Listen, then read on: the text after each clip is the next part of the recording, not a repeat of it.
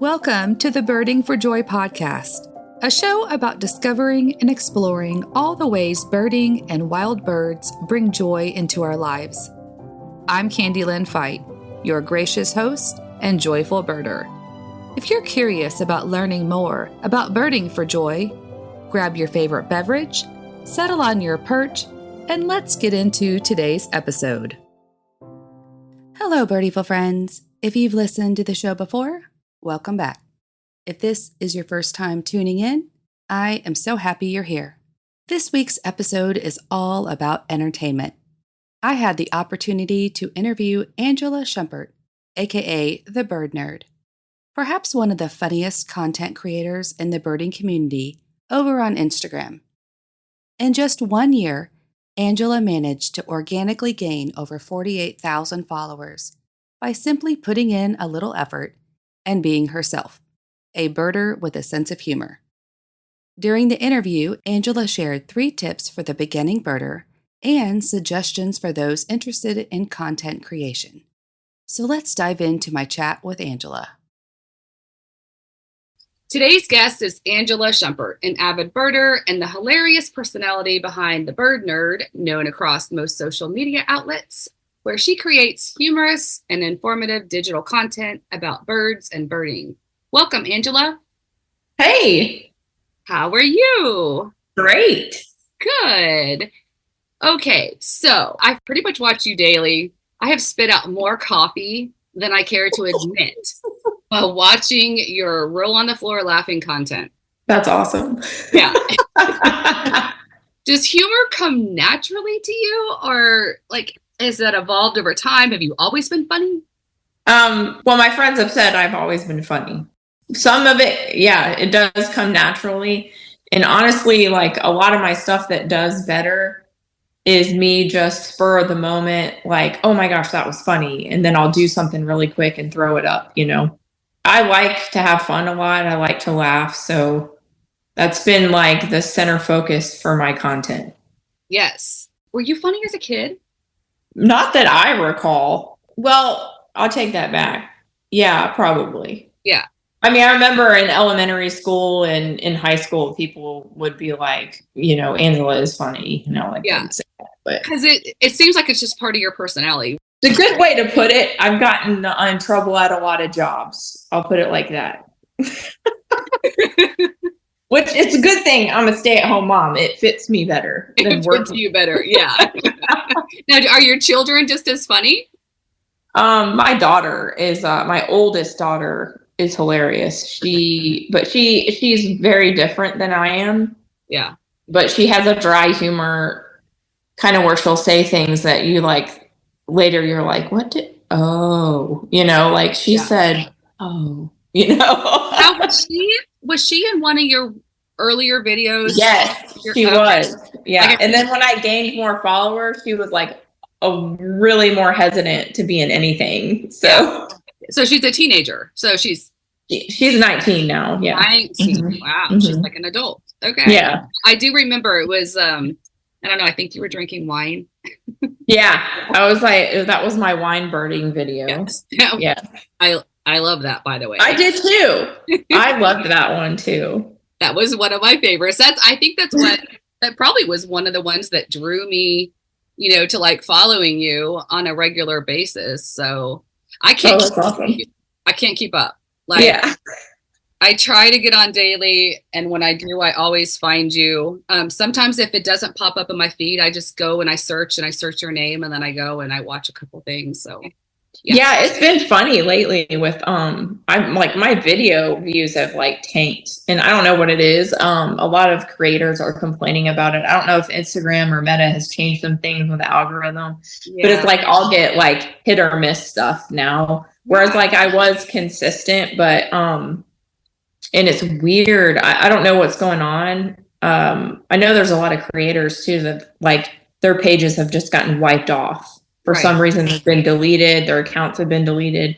And it's not like little creators. It's creators with like 400,000 followers. I know one fitness creator had that happen. Not that this is on tell me if you want me to shut up, but it's just like you get into this creator world and you're like, oh my gosh, everybody's experienced this, not just me, but so there's been weird things, but I'm still, I mean, I just say, you know, this is what I love to do, so I'm just going to keep doing it. Doesn't matter at this point, you know, what happens with the algorithm or who sees my videos. It's fun for me. So. Yeah, well, I think that's like one of the things that's most admirable is that you're doing it because you love it. Yeah.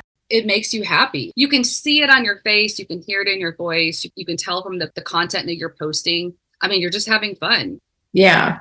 Like when I started, I wasn't seeing a lot of funny birding content. Not that I don't watch videos with just people like taking pictures of birds or stuff like that, because I do.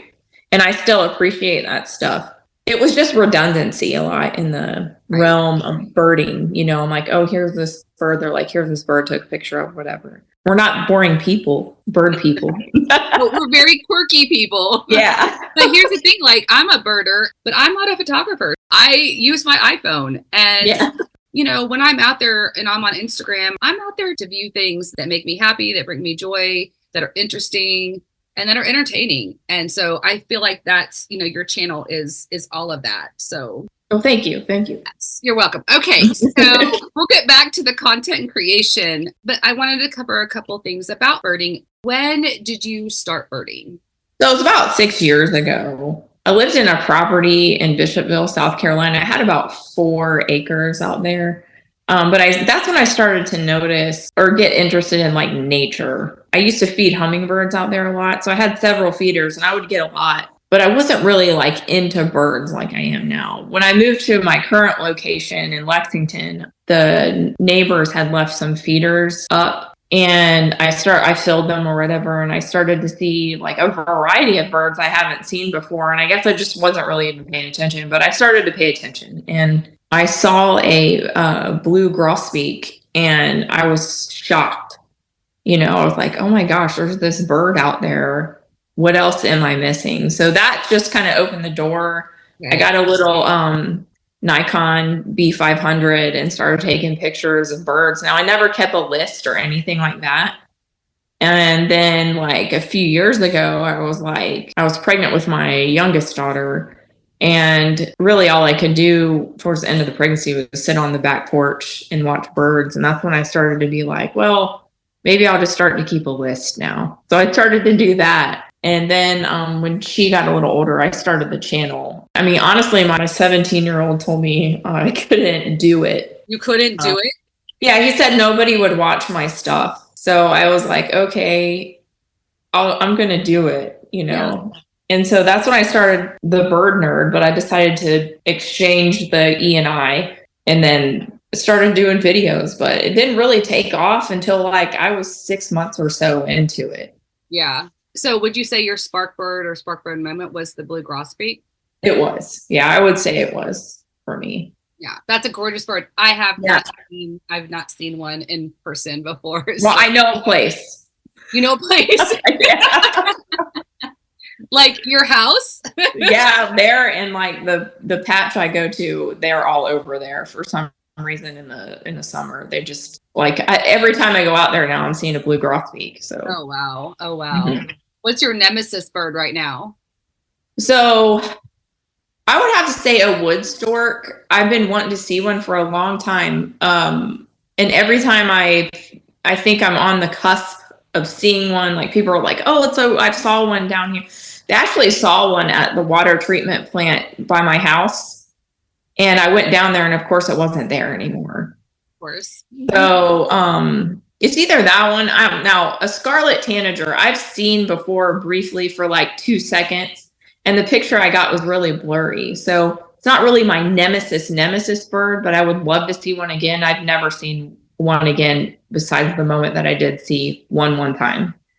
Yeah. So but I saw the female and got a good female picture, but the male like flew off and I couldn't get him, but it was in the mountain. It's odd how some birds are just, you know, like the white-eyed vireo. I mean, could you hide any better? I mean, the yellow cuckoo is kind of right up there with the white-eyed vireo for me because those are two of my summer birds. I hear them all day long, just taunting me. Yeah. The white-eyed vireo is really tricky because those are at my patch too. Yeah. And honestly, each time I've seen one, it's either like it jumps out in front of me or I have to sit there for 30 minutes and follow it. And eventually it'll come out of the tree like at one point. But yeah, it's a beautiful bird though. Oh my gosh. Oh, they're gorgeous. And to be honest, this summer when they came back, because they do fly south and they're not here for the winter. And so when they came back this spring or late spring, when I stopped searching for them, I started seeing more. Yeah, doesn't that? It's so weird. It always works out. I really stopped trying to use the scope on my phone. So now I see them all the time. It's like I hear their call and it's like, oh, I just spotted you. And, nobody believes me because I don't have a picture to prove it. Yeah. So what's your favorite bird? So, I would have to say an anhinga. Wait, so how do you say that? So you say, and so do you want the correct pronunciation or how I do it? First, I want the correct pronunciation. Okay. So the correct pronunciation would be not to pronounce the H. So it would be aninga. Aninga. Yeah. Okay. That's what I've been told. The H is silent. So, but I say aninga or aninga. So. Or I'll just overemphasize the H because you're not supposed to pronounce it, and I'll say "anhinga" or something like that. Okay. So that's one of your videos that I spit coffee out. Yeah. Yeah. So I plan on getting an anhinga tattoo. Yeah, I heard on my arm. Yeah, I'm going to. I think I'm going to do it. So. Yeah. Tattoos can be so healing, and they mean so much. And so when I saw your post the other day about the aninga, aninga, I was like, I really should get one. So I had the experience with the young barred owl last year. I don't know if you've read anything. Yeah, I saw that actually. I saw him almost every day for about 3 months, and I have like a deep, passionate love for that bird, and I'm very sad that he's no longer in my life. But I've contemplated, getting. I'm like, but everybody does owls, like owls are so trendy, and I'm like, it's not trendy for me. It's like a real thing, but if I get Chauncey put on my arm, everyone's gonna say, "Oh, that's very trendy." Do you also shop at Target? And I'm like, yeah, I actually do. Absolutely do. Owl dish towels? Yes, I do. Okay, so if you were to meet someone today that wanted to get started in birding, what 3 tips would you give to a beginner birder? The first one I always tell people is to not ignore their own surroundings or where they're familiar. So like your own backyard. A lot of people are like, where should I go? What should I do? And I always say, I would familiarize yourself with your own surroundings first. So start picking out and IDing the birds that are just around you. You don't have to go anywhere. I mean, you could, but what has helped me a lot is I know my birds in the backyard. Those are the most common birds I'm going to see out. So IDing those, learning the calls, and familiarizing yourself with just your own environment can be really helpful when you're away from it. Because I can tell a northern cardinal is a northern cardinal just by the way it hops in the trees, even if I don't really see it. If I see the black shadow of it, I can tell by the body, how it's behaving, stuff like that. And once you can do that, it really helps you when you go somewhere else that you're not familiar with. You can be like, oh, I know that bird. I see it in my backyard all the time. So I always say that. And then the second thing would be get some good optics, binoculars. You don't have to take pictures. A lot of people don't take pictures when they bird, and that's fine. I know there is a big controversy about that because a lot of people will see stuff that they think they see, but it's not. And then they don't have a picture. I know. So and then who believes? Yeah, it's true. But you don't have, I mean, the scopes with the adapters for the phones are really great. So, good optics. And then 3 would be a good bird guide. A lot of people recommend, or a lot of people say, download the apps and stuff like that. And those are useful tools. Yeah. But reading a bird guide is much more helpful than looking at Merlin or, any other bird ID app.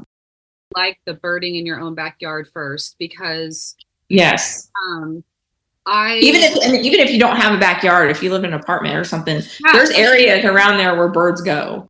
Once you start paying attention and you start really observing your own area, I mean, it's amazing. It is.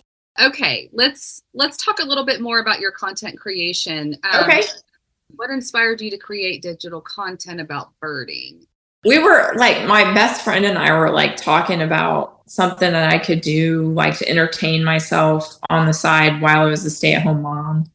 We were coming up with ideas, and while he's talking, I'm like, did you see that? Did you see that? That was and I forget what bird I said it was.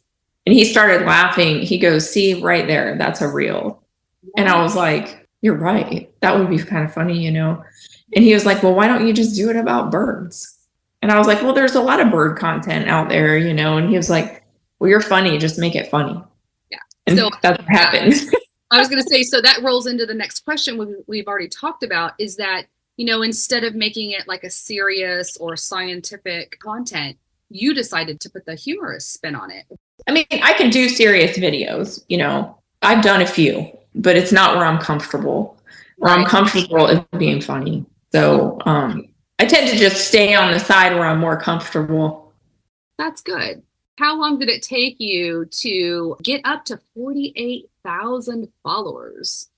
I've been doing this exactly a year this summer. And I'll tell you, the key was just consistency for me. But I was able to put in, post maybe 3 to 5 times a day.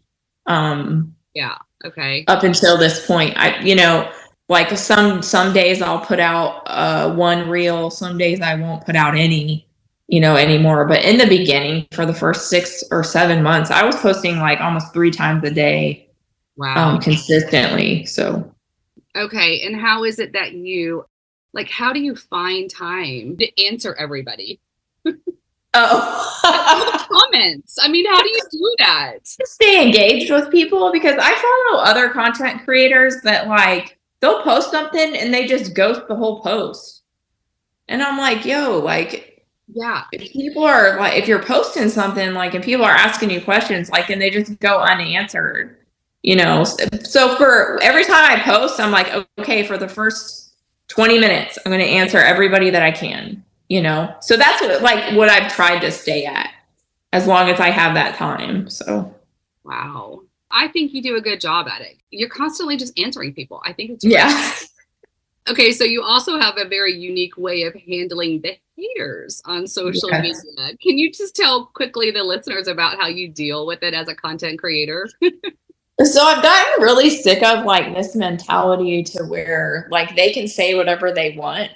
Yeah. But I'm supposed to just ignore it and be the bigger person. And you'll see a lot of people get angry at me for even replying to people that say snarky, mean stuff, But I'm like, why do they get to use their platform to try to come on mine and make, rude comments or say dumb things, but I can't respond on my page?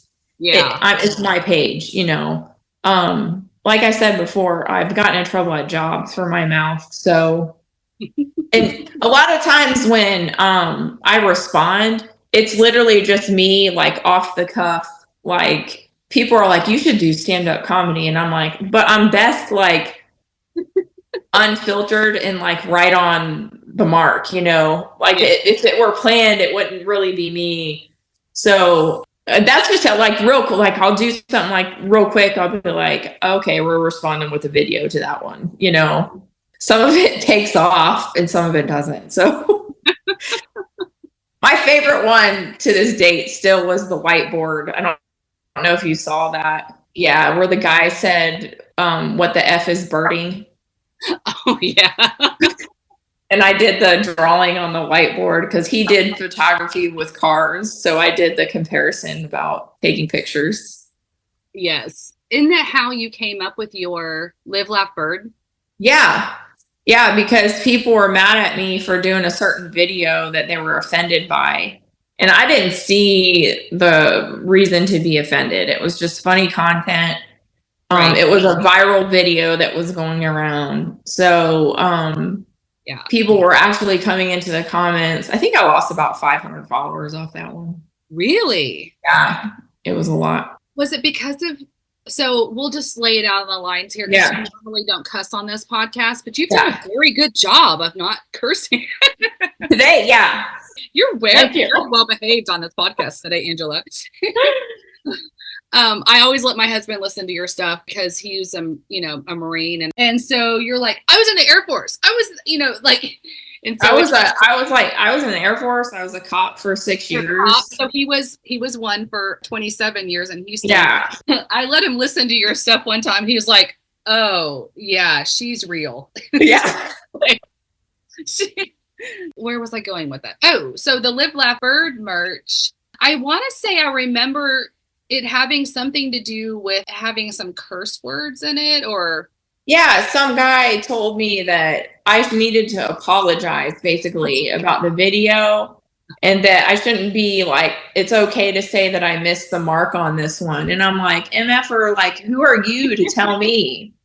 Like, I was actually by the river with my 2-year-old. She's throwing rocks in the river, and I'm like on the phone, like doing that video. And I was like, just real quick, so I did that real quick. And then everybody just loved that. I know. At the end of it, I was like, Live, Laugh, Bird. And then first, And so now you have a whole merch store. Yeah. So this girl that lives in New Zealand actually contacted me, and she and I were communicating via email. And she has her Instagram handle is Birding with Dad. She was like, please let me do this icon for you. So she did, and it was gorgeous. And I was like, oh my gosh. And we put it on stuff. It's great, actually. I love it. So yes, I ended up getting one of the hats. It's in the car. I wear it cool. I liked the hat. I love the hat. Well, I'm a hat wearer when I go walking. Yeah. I love mine too. That's why I wear it out. So love it. And it's a great hat. Yeah. It's nicely made. I like how it's a little tattered and torn. Yeah, it looks a little vintage. Yeah. Yeah. No, it's pretty awesome. The listeners, they can find your Live, Laugh, Bird merch on your account. Yeah, it's on my Linktree on my Instagram account. Yep. Awesome. All right. So if somebody wanted to start digital content creation for birds, I know you're not going to tell them your secrets. But I know, people always contact me and ask. Yeah. What would be your advice? So like my first advice to them, and this is just stuff I learned along the way, I don't understand a lot of content creators like keeping this in their back pocket, but you have to be consistent. And I believe posting several times a day really helps. Actually, and your content has to be engaging. And I always tell people, like, make sure you do what you know, so you're just more comfortable. Like, don't try to, get into a space you know nothing about and act like you're an expert, Like, I'm no expert birder, but yes, I do know simple things and stuff about birds, just that I've had along the way, but I am good at being funny. So do something you're good at, do something, that you actually like, because that makes it much more easier. Yeah. So. And obviously you're being yourself as well. Right. They always, the word is so trendy now, but authentic, like being true to who you are is so important out there these days. That, and use trending audio, trending music. Instagram's really good at pushing that stuff to show you what's trending, that helps. And then, so obviously you're open to people asking you for advice. Yeah. I've had a lot of people email me or ask me, and I just like, hey, And in the first like 4 or 5 months of my Instagram actually boosted some reels. Okay. And I didn't have to spend that much money. I was gonna say, did you do ads? Yeah, so I would boost I would boost a reel that did well first. And I'm like, okay, if this one's getting more traction than stuff that I've done, I would stick with one reel and I would just boost it constantly. I boosted the reel basically as an experiment to see. But I will say that I got most of my followers from the reels that went super viral. You know, I just had one recently go really, really well. That's at 3.3 million now. So, and who knows how that happens? You know? Yeah, and Diplo liked it. Do you know who Diplo is? No, who is Diplo? Oh gosh, he's a super cool DJ. I used to listen to all his music when I worked out in the gym. Like he does a lot of like techno kind of stuff. And he came up on my feed that he liked my reel. I almost fell out this morning. I was like, oh my gosh, Diplo. Well, no, so now I guess you're waiting for like, what was the other day you were singing Snoop Dogg? Yes. One of these days it's going to happen, you know, Angela. I would absolutely die if Snoop Dogg liked my reel. Like, that would be hilarious. One of these days, one of your little dream people are going to like your post because that would be cool. Like Ken Kaufman, actually. Do you know who Ken Kaufman is? I do. Okay. Yeah. Like I fell out when I read his books. So I was like, oh my gosh. And I'll go to look people up and that are in the birding community. And I'm like, oh, they're following me. Hey, I get excited when like I get 5 likes. Yeah. I can help you with that. I could probably take some lessons from you. Here's the thing. So it's really hard out there. And I spend a lot of time going through my feed and liking people's posts and trying to comment on posts. And, you know, in yours, I get a lot out of, I mean, I'm just going to be honest. I get a lot out of your posts. I really do. Yeah. A lot of entertainment and a lot of enjoyment. And I'm going to like it because I like it. Right. Yeah. But then there's some people I'm just like, would you just turn around and look at me for one time? Just one time. Will you look at me, please?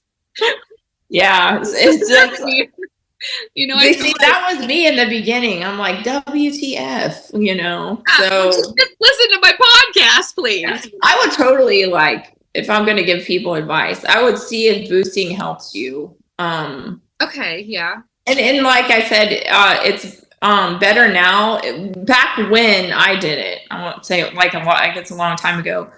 But I know they changed it now to where they put this huge fee onto it if you do it on your phone. So you have to go on the computer and do it through Instagram. And I don't create content like you do. My content, you know, and the Instagram is, you know, that's only one of my several Instagrams, is the Birding for Joy one. But you know, it's about a podcast. But you know, people are on Instagram, and I have found a lot of people who listen to my podcast now through Instagram, which is why I'm there. So yeah. Okay. How about we close it up by you telling us how the listeners can find you? Okay, so I'm on Instagram at _bird BERD_NIRD.